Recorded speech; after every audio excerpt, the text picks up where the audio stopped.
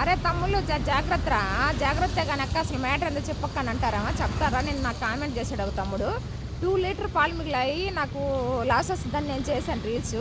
ఒక తమ్ముడు ఏం చేశాడంటే 2 లీటర్ పాలల్లో 2 లీటర్ నీళ్ళు వేసి అమ్మక్క అని చెప్పి ఒక తమ్ముడు నాకు కామెంట్ చేశాడు.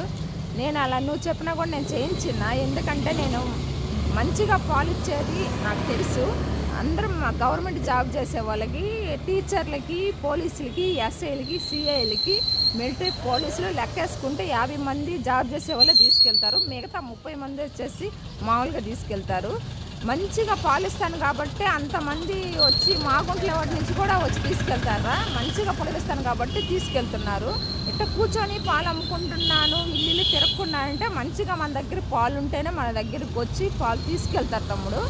నువ్వు చెప్పినా నేను వాటర్ అయితే కన్ఫర్మ్నే, ఎందుకంటే కల్తీ చేయకూడదు పాలల్లో వరకు. మనం కల్తీ చేయకుండా ఉంటే ఎంత దూరం నుంచి అయినా